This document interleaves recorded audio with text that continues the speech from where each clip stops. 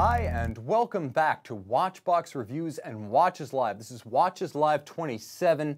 Can you believe we've done that many? But there's always something new because the world of watches is infinite. And I'm happy to join my global audience, Matt Forster, the first in the box. Bragging rights for you tonight, Matt. Before we start, I want to remind everyone of two things. One, for the most fun not in the sun, check out thewatchbox.com. Buying, selling, or trading, it's the fastest, it's the easiest. You have my videos, industry standard photography, and more watches. I understand we now have 1,600 watches live than you will find on any other platform owned by a single company on the internet. Now, also, tomorrow on our show, not this channel, Watchbox Studios, Brian Goffberg and I are going to announce the winner of our Bird Vaillet horological sculpture giveaway. So if you've seen this luscious lucite handmade sculpture of reclaimed parts, you will be able to know tomorrow at 6 whether you are taking it home. The Grand Slam $2,700 retail value, 24 hours hence, right here in this studio, but on Watchbox Studios' YouTube channel. Okay, let's get started, guys. Welcome aboard. Let me show you the coolest watch that Omega made in the 90s. Yes, the coolest watch bar none, and that includes anniversary pieces and the tourbillon. It is the X-33. You know it as the Mars watch, developed excruciatingly over 5 years with a unique caliber 1666 used in no other watch by Omega. This was supposed to be the flight-qualified, NASA-adopted, NASA-issued watch that would be on the Mars mission. Now, it never came about, not the watch, but the Mars mission. They made this watch from '98 to 2006 for the civilian market. I could have bought it as a member of the Navy, the U.S. Navy, until about 2011. But here's the thing, there were two generations. The first had a conventional crown with conventional knurling and a polished bezel, suboptimal. The less common second series, made from 2001 to 2006, featured the satin bezel that you see here, as well as this honeycomb baster-style crown. Now, what I know that you might not know is that you can put this watch in a power-saving mode, which is what you see right here. But press any button and you wake it up, and all of a sudden the watch, which remembers the time, jumps straight back to the correct time. You'll also note that the watch features a countdown timer with alarm, and that's the menu screen that I've selected. So what I'm going to do is I'm going to pull out the setting crown, and I'm going to select 1 second countdown, and I'm going to start the chronograph and let you hear the best alarm in the sports watch business.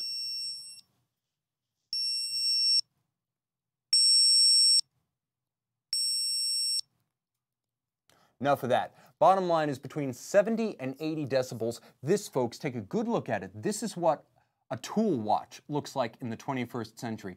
This is no nonsense. This is flight quality. It has a spectacular backlight that you can see even in the bright lights of my studio. And yes, it also has conventional luminova, multiple menus, perpetual calendar, countdown timer with alarm. It has a time of day alarm, a mission time alarm, a universal time alarm, a second time zone. It's a conventional chronograph.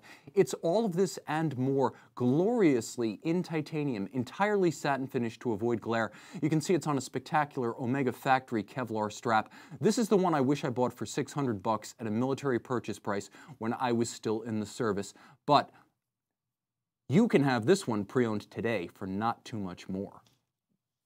All right, so from a electronic alarm, admittedly not for all tastes, let me show you something that I'm pretty sure all of you are going to love, and this is the coolest chronograph ever made.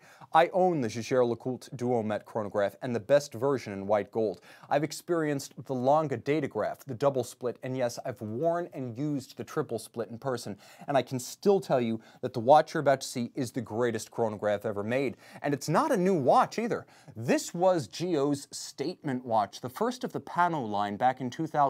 It is the Panerai Retrograph. The Panerai Retrograph, this was the 50-piece Platinum Edition, was a rarely issued watch, manual wind with caliber 6001. This was a minute repeater combined with a countdown chronograph that is also programmable. Now, what do I mean by minute repeater? I mean it has a minute repeater style wire circular gong with a striker, and if we can get super close to this one, I'm going to show you what it looks like, and then I'm going to let you hear it. Okay, that is the start of a chronograph that counts down. Note the chronograph is running backwards.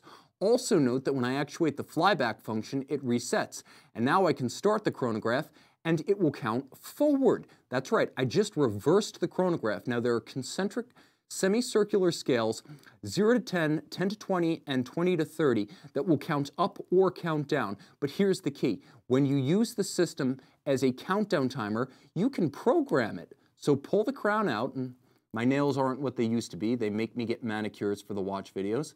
But you pull the crown out, and now having pulled the crown out, you're able to set the countdown. That's 20 to 30. That is 20 to 10, and that is 1 minute. Now I've set it for 1 minute, and when I start it, it will count down from 1 minute and then chime the alarm. So what I want to do here is I want to start it up, and then I'm going to reset it so you guys can hear what it sounds like when the countdown's done. Want to hear that again? That is the coolest chronograph ever made. Programmable countdown timer and flyback chronograph, all in one 39mm platinum case. This is as good as it gets, and that's correct. I did say it is a flyback chronograph.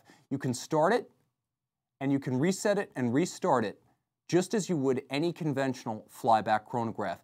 And unlike most Pano models, this one even has a quick set for the date. All of that with a movement that truly is finished, albeit in a slightly different style, to Lange standards. Hand-engraved, mirrored anglage, beautifully executed, no expense spared.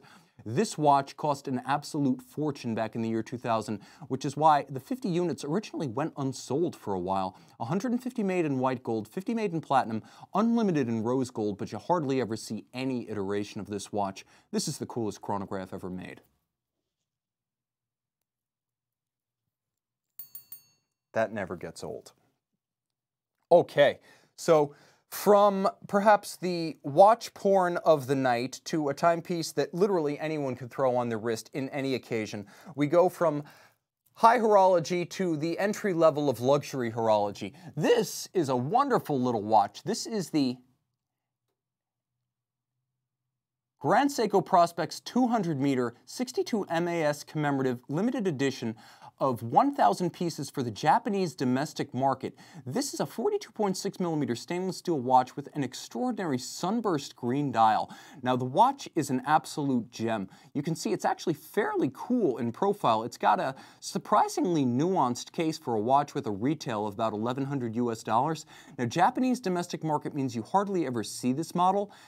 In the US, it's the SBDC-059. It's a timepiece that has the most over-engineered clasp that you're going to find below 10,000 bucks.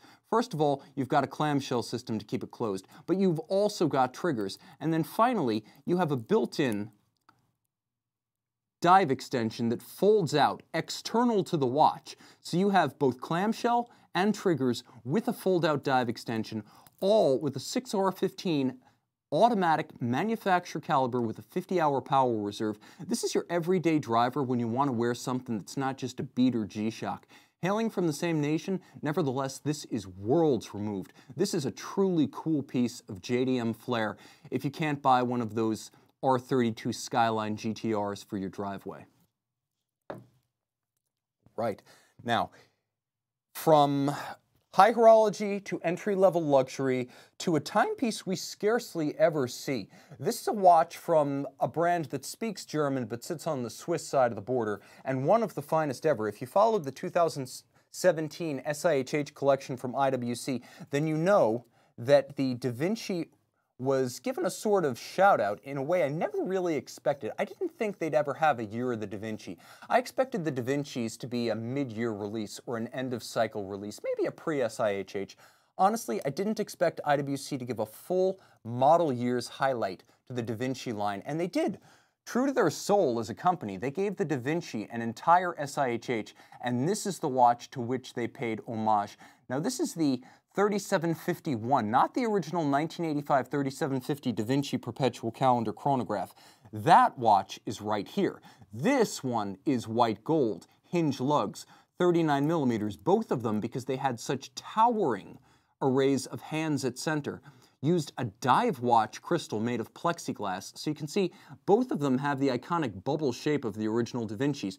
The distinction is the 3751 was the Rattrapante version, which means this is a split-second perpetual calendar chronograph from IWC, and there's more. I'm not sure if the camera can pick it up, but this features an aventurine moon phase. Gorgeous aventurine, as you can see, a beautiful blued glass melt filled with minerals, mostly copper, to create that sparkling heavens aesthetic with a gold moon disc. This is as good as it gets in 39 millimeters. Complicated, exquisite, wonderfully shaped. If you have a small wrist, hinge lugs are your friend. And it has that beautiful bubble back-like profile of a vintage Rolex, albeit with modern luxury watch refinement. The Kurt Claus perpetual calendar system means everything's mechanically programmed. All you have to do and I'll actually show you how this works, but all you have to do is adjust the date as though you were setting a Rolex date just. Everything is pre-programmed, and let me just make sure that we're not looking at the middle of May here, because I don't want to set the watch forward beyond the current date. But every single indication of the calendar, let's get real close now, is pre-programmed. So as you set this perpetual calendar, everything moves in sync. You cannot create an imaginary combination of day, date, month, year, and moon phase. So if you can set a Rolex with a date, you can set this perpetual calendar. And heck, let's throw in the year, the decade, the century, and the millennium, along with an aventurine moon phase. This is a watch that's got it all. IWC, you guys are not just pilots in Portuguese. Okay, I can see Mark Lisenby joining us. Anthony, oh, I just can't deal with those lugs. Dub plate melter, quite busy. True, but look how elegantly they incorporated all that information to 39 millimeters. And I can see Yilmaz Turk, wow, split second. He's impressed that it's not just a perpetual calendar chronograph, but also a Rattrapante. All right, guys. Chime in, this is an interactive show. Join me as I take you on a tour of the finest in horology. High, low, and everything in between. Since we talked about IWC's Da Vinci, we may as well talk about the line for which they're probably best known in the market since the arrival, and quite honestly, still since the departure of Georges Kern in the early 2000s. He made the Pilot and the Portuguese the twin pillars of IWC, and on his watch, this utterly ridiculous Big Pilot's watch, Antoine de Saint-Exupéry limited edition perpetual calendar was released. Somewhat ridiculous, fatuous, but fabulous because of it. This is a watch whose crown measures over 11 millimeters. Now you can see the timepiece has the spectacular chocolate gold sunburst of the Antoine de Saint-Exupéry models. There are two models that are thematically related, special editions. The Petit Prince, which was a character created by Antoine de Saint-Exupéry, who was an airmail pioneer, combat aviator, French resistance fighter, and author. And so there's the Petit Prince, which has the sunburst blue, and then there is the Antoine de Saint-Exupéry series, which always has the sunburst chocolate gold. Well, this one also features the perpetual calendar system, the same Kurt Claus module that you just saw in the 39mm Da Vinci. We're going to unscrew this crown because this one's 60 meters water resistant, and we're going to fire up the system. So if you missed the sequencing just now, you're going to get a chance to see it. Every single indication from the moon phase, as you can see ticking away at 12 o'clock, to the day, the date, and even the month moves in sync, mechanically programmed. You cannot accidentally invent a date. You just want to make sure you don't set this one too far ahead because it don't turn backwards. Now turning it all over, you can see just how far IWC's original caliber 5000 has come. Now the 52000 series, you can see it's upgraded from a single mainspring barrel to two in a skeletonized barrel bridge. It's upgraded from the original 18,000 vibration per hour balance that was not free-sprung to free-sprung and 28,800 vibrations per hour.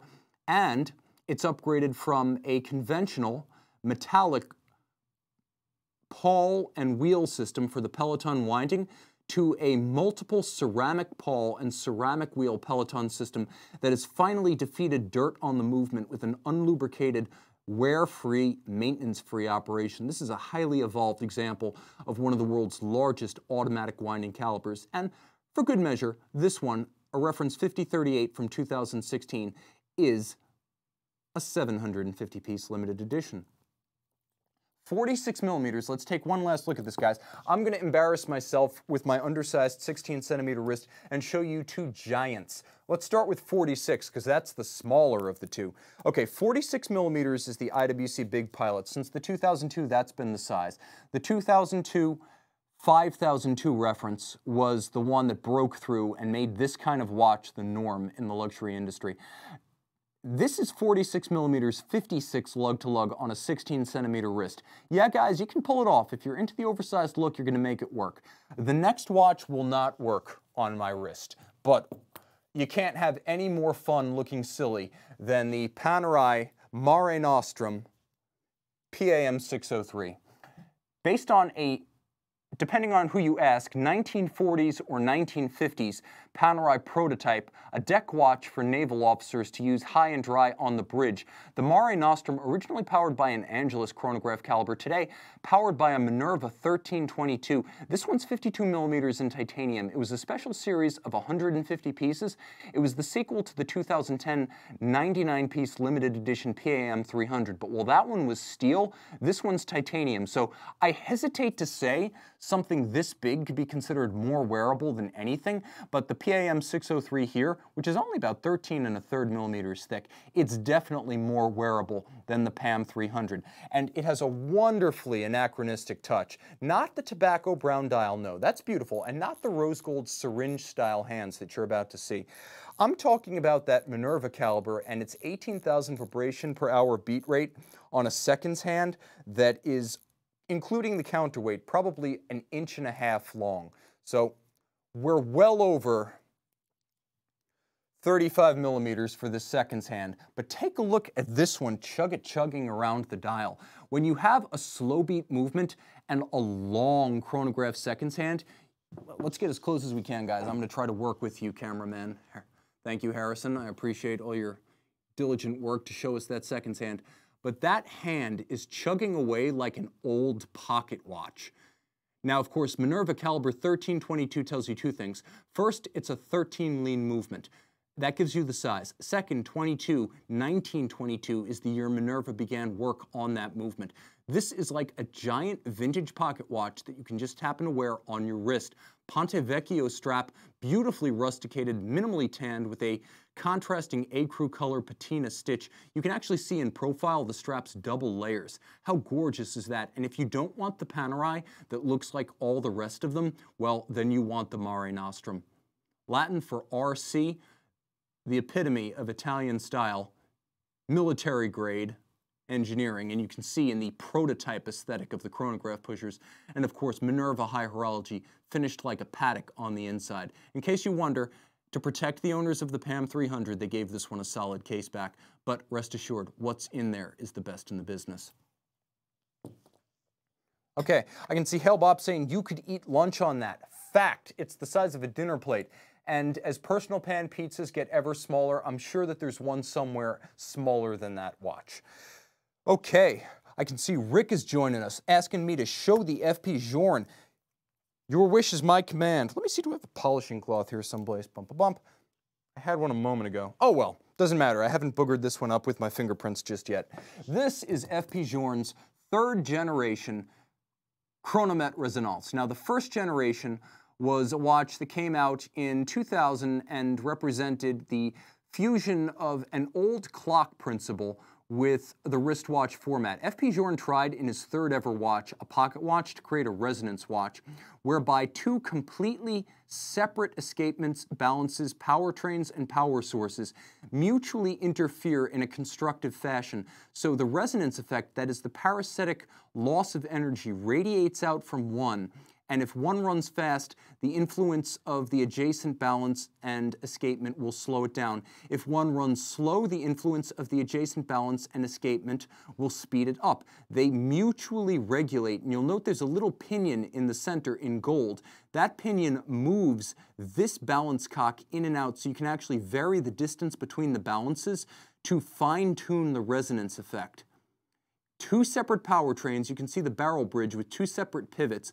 two separate drivetrains carrying the energy from the barrels to the escapements. This one is 40 millimeters in platinum, and it's what they call the Resonance 3. The Resonance 1 was the watch I told you about that came out in 2000 and ran until 2003. Then the Resonance 2 was the same watch fundamentally, but with a gold movement from 2004. The Resonance 3 came out in 2010, and it's the watch you see here. Instead of symmetrical 12-hour dials, as with the Resonance 1 and 2, here you have a 24-hour format. Many people use the watch as a dual time, and when you have a dual time, it really helps to have an AM-PM distinction. So here you actually have a radial set of discs displaying hours and minutes in a 24-hour format. Some folks like the winking watch aesthetic of this Resonance 3. It does look like a watch that's winking at you, certainly, but it also has more versatility if you're going to use it as a travel time watch. Of course, they're all gorgeous on the case back. For those of you who might be new to the FP Journe brand, since 2004, the vast majority of his watches, with the exception of special series, have featured solid gold 18-karat movements. That's 18-karat rose gold, and I've held the movement blank for an FP Journe caliber. It's like holding a giant solid gold medallion. It's truly breathtaking, just like the visage of this case back.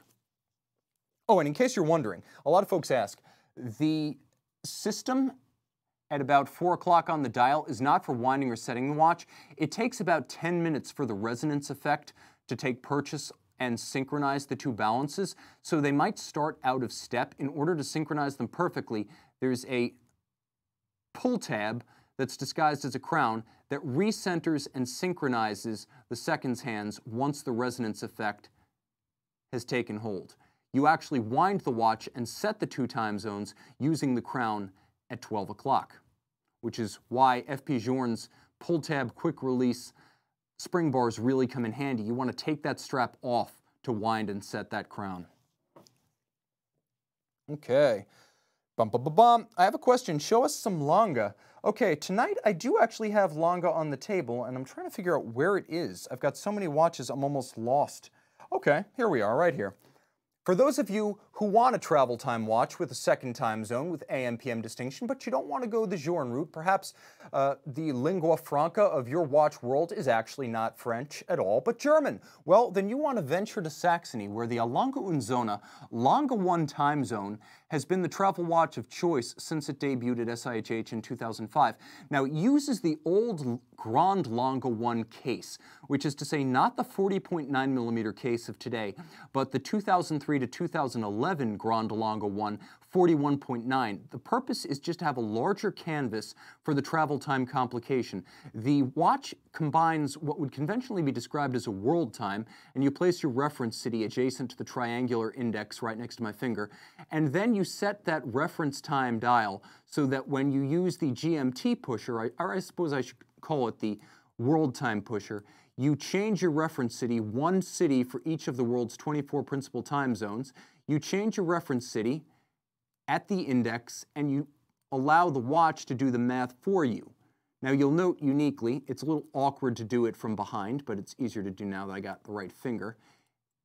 It does the math for you. As you jump time zones, it will always correctly offset the time zone of reference from your local time zone, and your local time zone's here. Here's something that not every travel time watch does. Both your local time and your reference time have AM-PM indicators. Now, let's say you want to set everything separately. Well, what you do is you actually hold the GMT adjuster button down, you pull the crown out, and then you turn it counterclockwise. So you push the button, pull the crown, turn it counterclockwise, and it will let you set the local separately from the reference. Turn it over, and a lot of folks will say this is the money shot with any Lange. This is the caliber L031.1. With Lange calibers, they're always named per the year that work started. The engineering started in 2003 for this 2005 model year release, thus it's the L03. Now what you're looking at is the map of German watchmaking in the modern era. All of the conventions of what we now call German watch style were largely those created by Lange after it was reestablished in 1990 following the fall of communism. So you can see that 3/4 style bridge, a big plate with an access hatch, because it's a 3/4 style plate, not the real thing for servicing ease.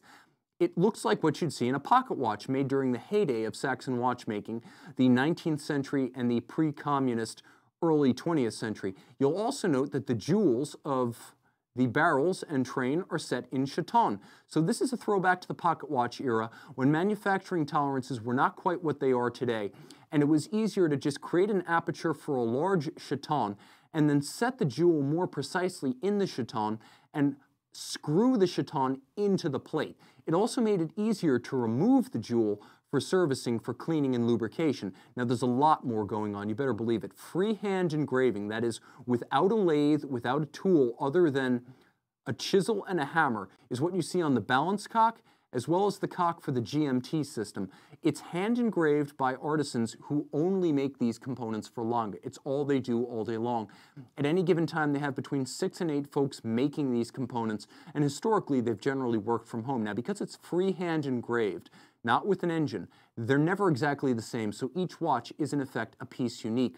Also note the double spiral finishing on the wheels, as well as the gorgeous whirlpool-style spokes that are used. Finally, although you can't see it terribly well, there is mirrored anglage on the edge of every cock as well as the 3/4 plate, perlage across the base plate, and gorgeous cobalt blue screws. The reason the movement looks almost gold is because of the material Lange uses. As in the pocket watch era, it's called German silver by convention, but it's an alloy of nickel, copper, and zinc, and thus unplated. Swiss silvered movements are rhodium-plated brass. What you're seeing is the silver rhodium on a Swiss movement. Here, it's gold because it's untreated. It needs no plating to be anti-corrosive. And you're looking at the copper. The copper will become richer with time. It will become darker and darker gold, but it will never corrode. And you can see those gorgeous Glashütte stripes, the stripen. They are not Côte de Genève because we are a long way from Geneva in Glashütte. Manual wind with a 3-day power reserve, you always get more for your money with Lange. And Lange pre-owned, folks, right now is the best value in high horology. Best kept secret and best value. Buy now, buy at the bottom of the market, because I can't imagine that the collective IQ test failure of the watch collector community will continue indefinitely. Lange, some of the best stuff available new or pre-owned, but pre-owned you're getting a steal. Okay. Speaking of steel, let's take a look at a watch that is quite literally steel. This is a timepiece we don't talk about much because we don't see it often, but in 2006, Omega did something quirky. They took a true split-second high horology movement borrowed from Rolex Piguet, and they put it in a Speedmaster.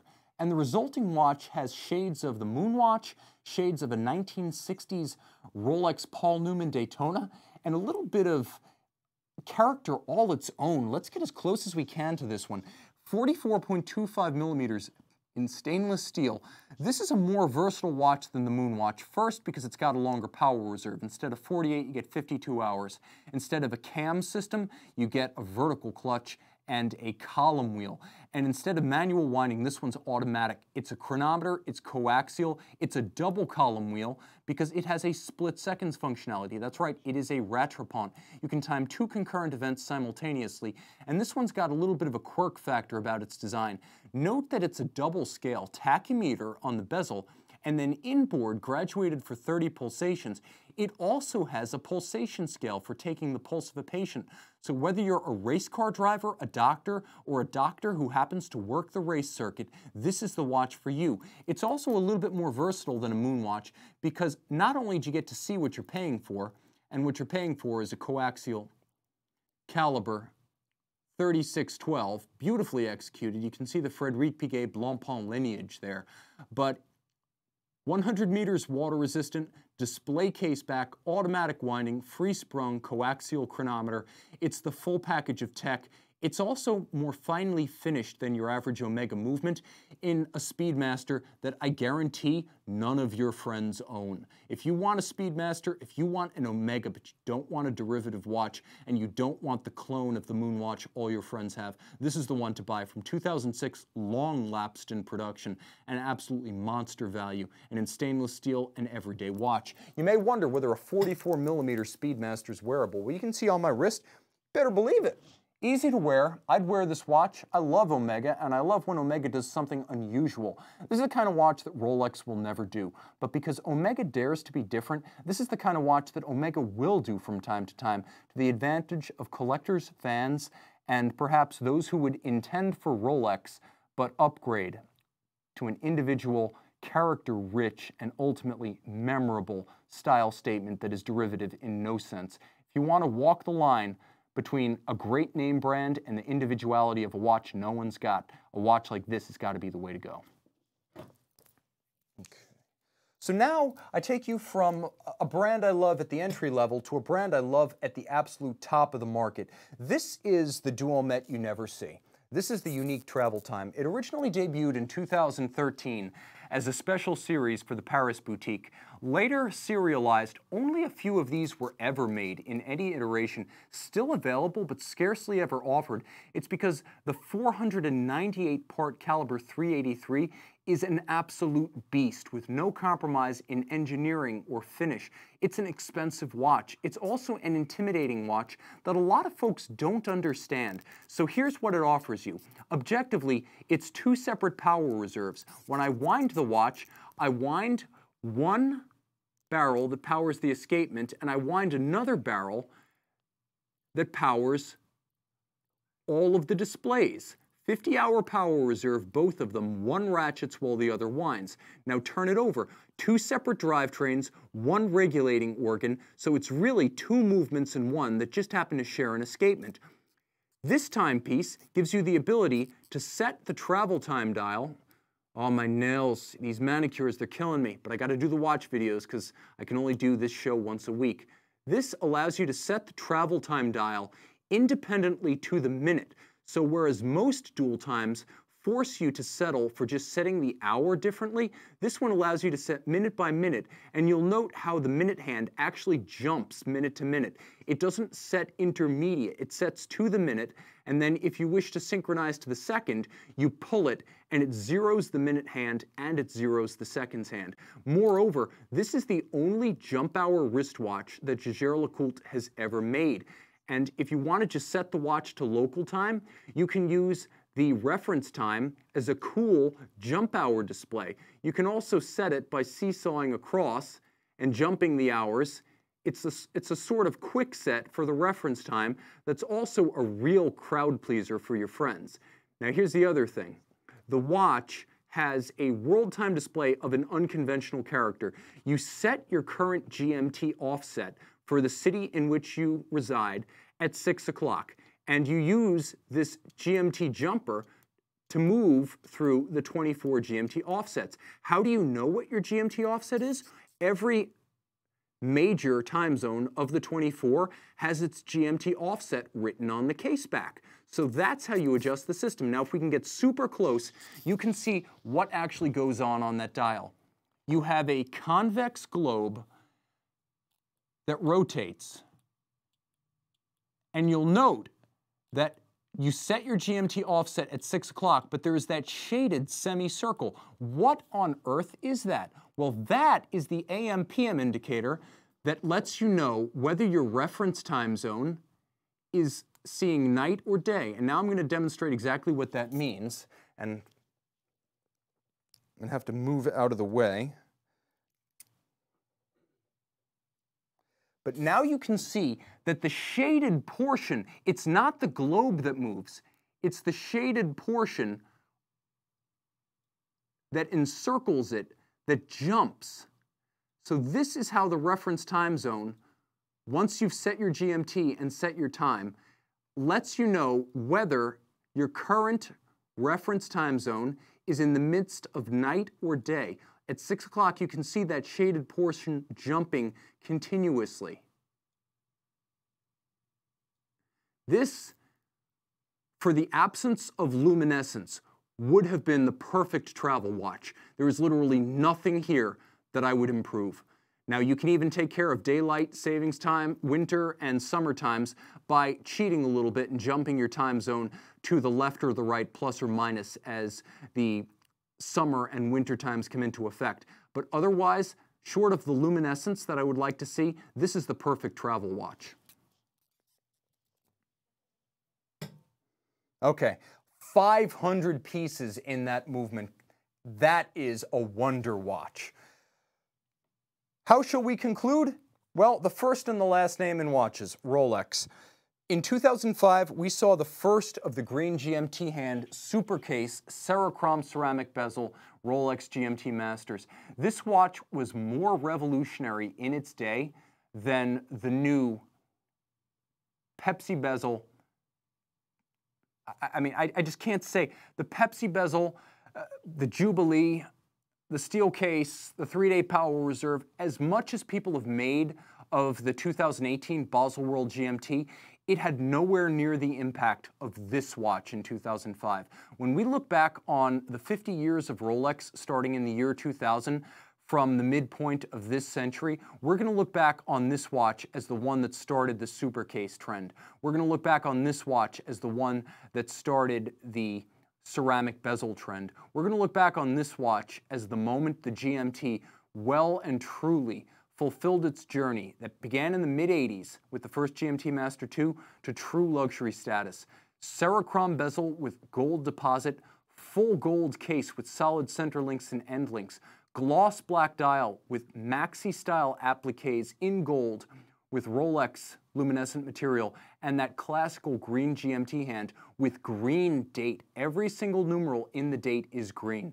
This watch was transformative because what was introduced in this watch found its way into every GMT, ultimately into every Submariner, into every Sea Dweller, and someday it will find its way into every Daytona as the Daytona finally adopts the supercase. It's already got the Cerachrom bezel. This might be the most influential Rolex watch within Rolex's own product line of the 2000s. And I'm going to throw up a wrist shot. This is the rare yellow gold watch that I really dig. Maybe it's the green accents. I have a sentimental soft spot for green, but this is a Rolex full gold that you can wear in any occasion. It's got a sporting, casual air to it. Well, it definitely makes a statement, and some might even say it's a bit of an FU watch. It's also a fun-loving all-arounder. I adore the fit, I adore the imagery, I adore the quality and the solidity of it on the wrist. I also like the fact that Rolex opted for an oyster-style bracelet to match the supercase and give this one more of a sporting flair, instead of allowing it to be pigeonholed as a full gold dress watch. This is as good as it gets in mid-2000s GMTs, and this one is an M series. This is a landmark watch, and this belongs in any serious Rolex collector's collection. I don't mean to dictate, but that's a special watch. Guys, thank you so much for joining me. And remember, right here on Watchbox Studios, my other channel, tomorrow, we're going to announce the winner of our Bird Vaillet horological sculpture giveaway, $2,700 from me to you. Tune in tomorrow when Brian Govberg and I hold down the Watch Insider with the From the Vault selections and a giveaway worth almost $3 grand. I'm Tim. They're the crew. This is Watchbox Reviews. Time out, Tim out, and thanks for logging on.